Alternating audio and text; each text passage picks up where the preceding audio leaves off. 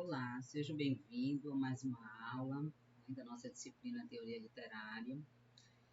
Nós estamos caminhando para o final, né, da nossa disciplina e essa será a nossa última aula, né, de videoaula, e nós vamos tratar sobre noções de versificação. O que são as versificações? São as noções de contagem dos versos, né, nos poemas. Nós tratamos nas outras aulas sobre narrativa e nós vamos finalizar seguindo aquele nosso material, né, que foi disponibilizado a vocês na plataforma Moodle.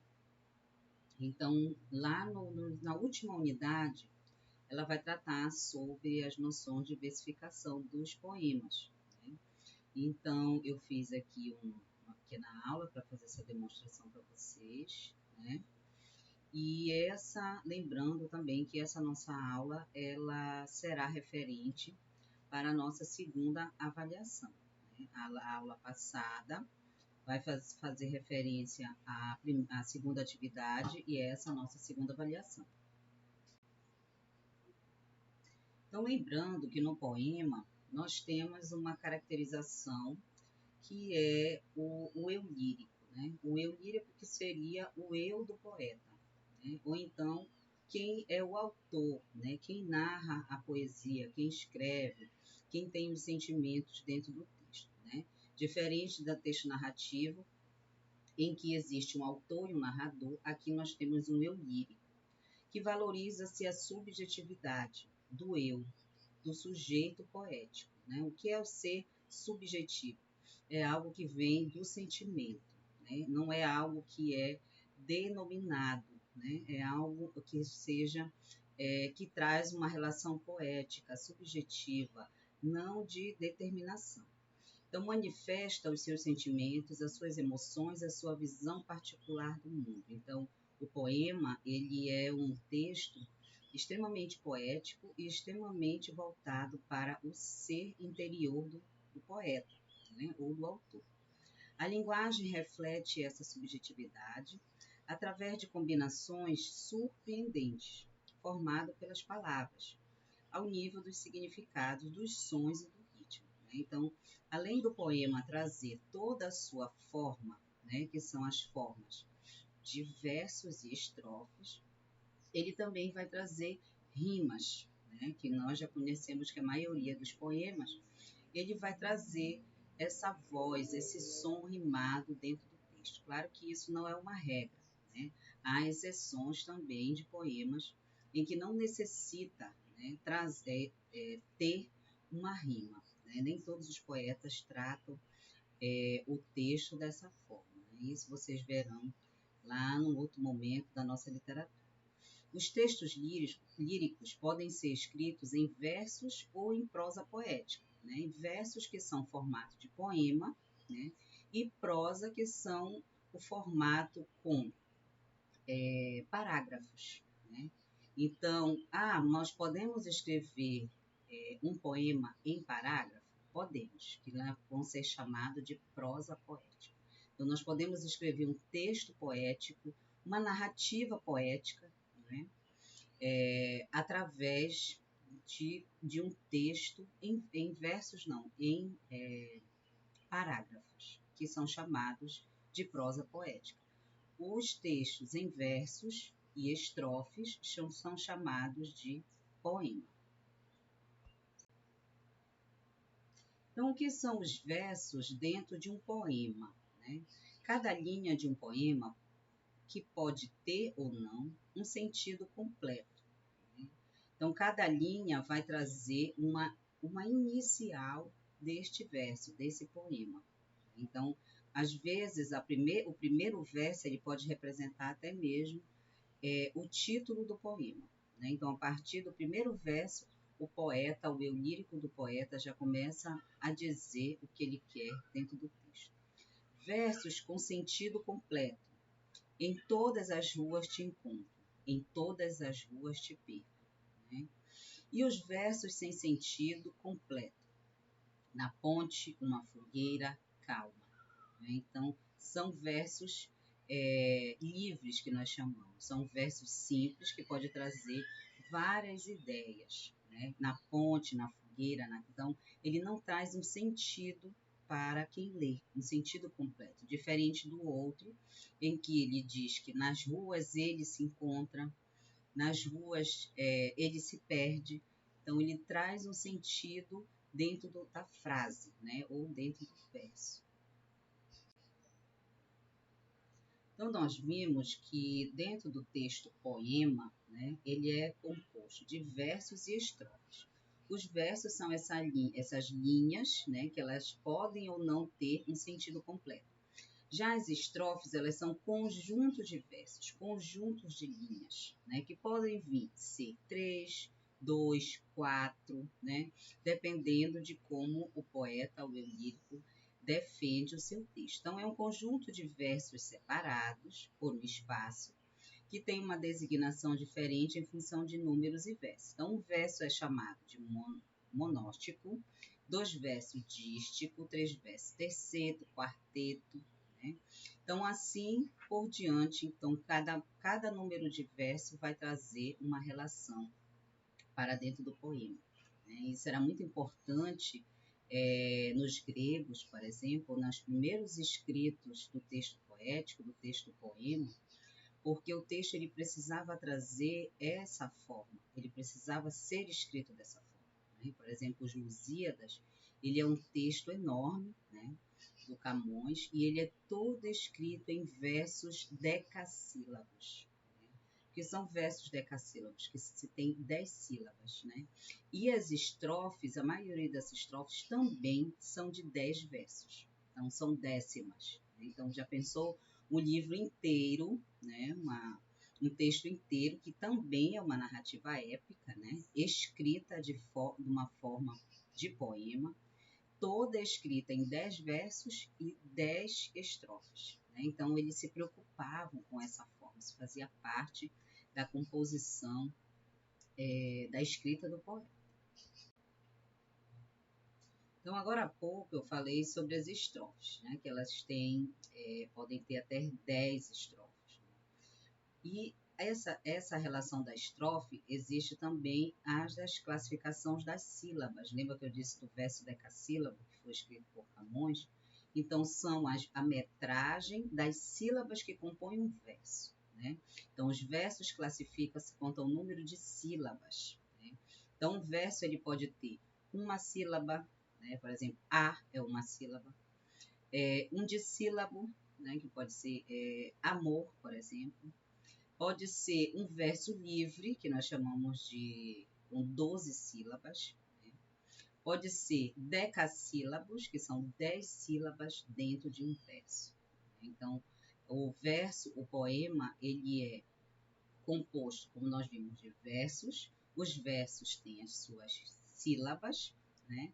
E nós temos também as estrofes. E há determinados números de estrofes a ser contados, né?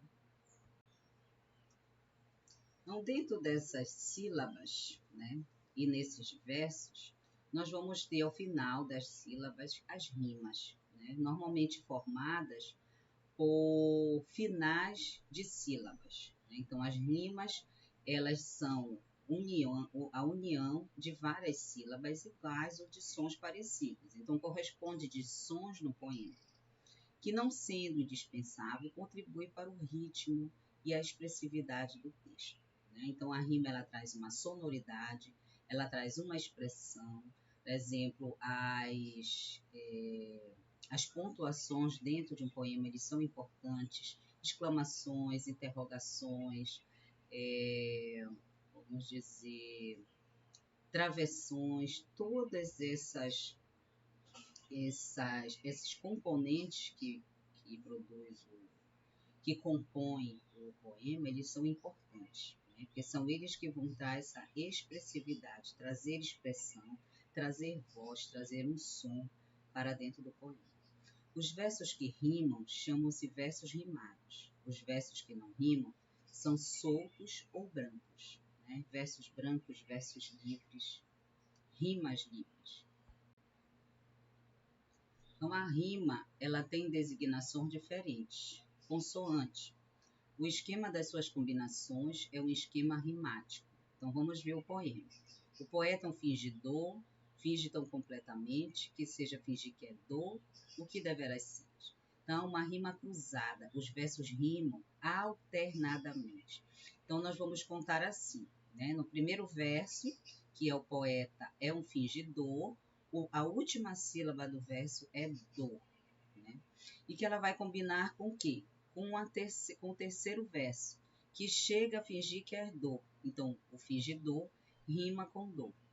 E o segundo verso, finge tão completamente, né, que vai rimar com o final, o último verso, a dor que deverás sente. Então, completamente rima com sente. Então, nós vamos começar a contar.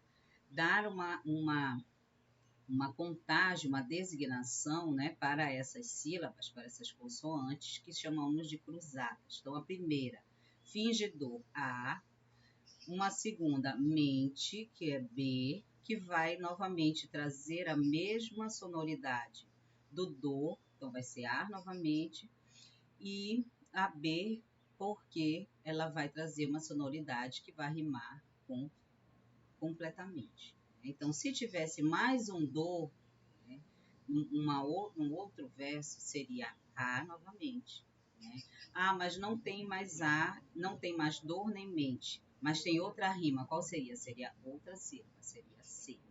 Então, essas são as formas de contar as rimas. A, B, A, B. Um outro exemplo, danças que rima com crianças. Então, vai ser A e A. Peca que rima com seca. Peca, seca, então B e B. São chamadas de rima emparelhadas. Os versos rimam de 2 a 2, né? Um logo após o outro. Pastorinha, interfeição, A e B. Perdão, B e inha, novamente A. São chamadas de rimas interpoladas. São versos que rimam, então, separados por 2 ou mais versos que terminam de forma diferente. Né? Então, quer dizer, uma chamada alternada, emparelhada e interpolada. Né? Isso vai depender do final da rima que o texto vai nos trazer. Então, a rima ela tem designações diferentes de consoante. A classe das palavras que rimam. Rima pobre. As palavras que rimam pertencem à mesma classe gramatical. Então, peca, seca. Olha só, flores, músico, luar, o sol que peca. Só quando em vez de criar, seca. Né? Então, eles são chamados de rimas pobres porque elas têm a mesma classe gramatical. Né? Elas são palavras de sílabos, né? E elas têm praticamente a mesma sonoridade. Já a rima rica, ela vai trazer uma classe gramatical diferente. Então, vamos ver. Uma é advérbio e a outra é verbo. Né? Completamente e sente. Né? As outras de pecar e de seca, né? Peca e seca, verbo e verbo. Né? Então, são as mesmas classes gramaticais. Então, quanto mais trazer essa diversidade de classe gramatical, nós chamamos de rima rica. Então, a rima ela tem designações também de consoantes. Os sons que rimam, né?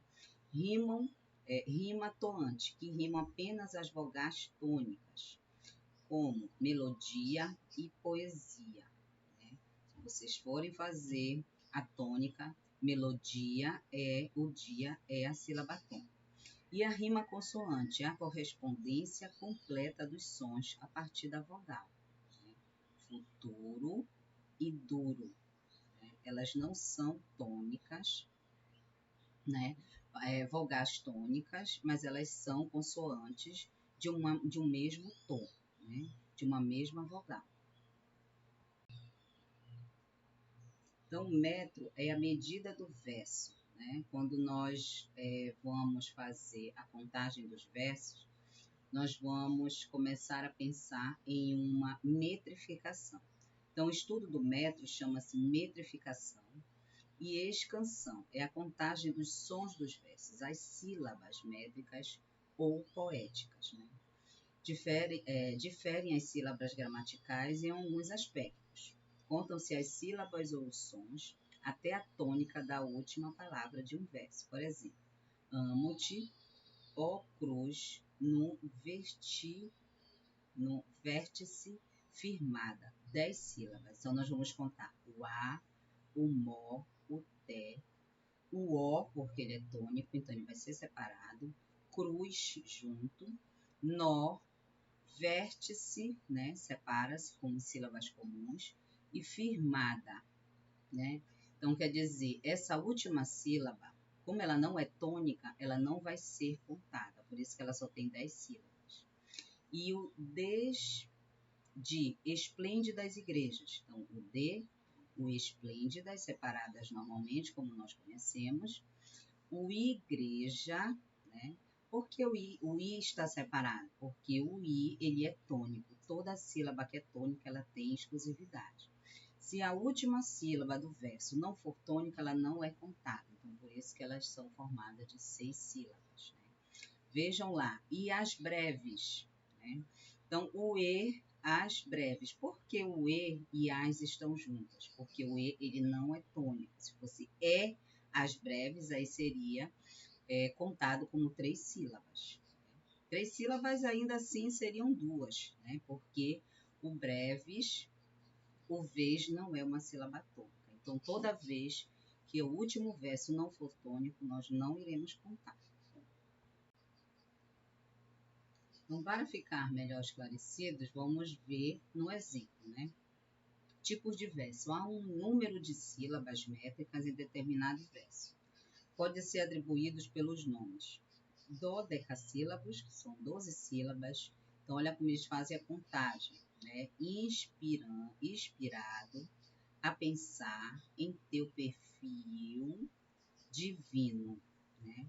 Então, nós vamos fazer a separação silábica normal, né? Então, 1, 2, a última sílaba, né?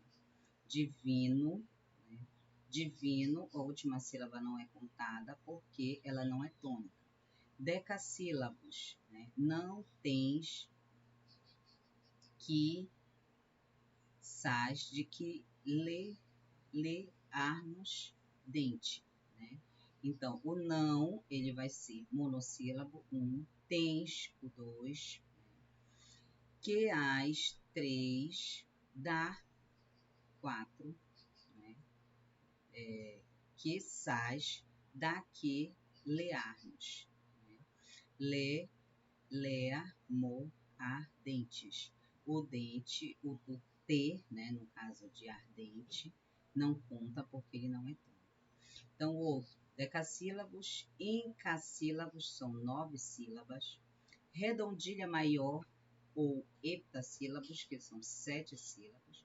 E redondilha menor, que são 5 sílabas, né? Então, os poemas, eles vão trazer essas classificações. As mais conhecidas, né, são os versos decassílabos, como foi composto o texto de Camões, os Lusíadas, né? Versos em redondilhas, que isso vocês vão ver muito essas classificações lá no arcadismo, né? Tanto na literatura portuguesa quanto na literatura brasileira, né? Eles se utilizavam dessa classificação porque eles se preocupavam com a forma que compunha o poema, né? Então, eles traziam essa herança, né, lá de Aristóteles, né, em que eles trazem essa relação de que os versos precisam ser contados para que eles formem um bom poema, né? E, então, eles se utilizavam principalmente de versos decassílabos, de redondilhas, né, maior, no caso de 7 sílabas, redondilha menor, de 5 sílabas.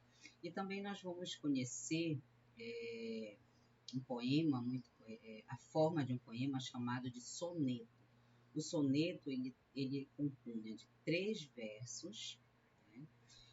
E 3 versos não, desculpem, de 3 estrofes e 4. Então, são 7, né? 3 estrofes de 7 versos, e 4 de 7 versos também. Isso que é o que eles chamam de versos soneto, né? Obrigada e até a próxima aula.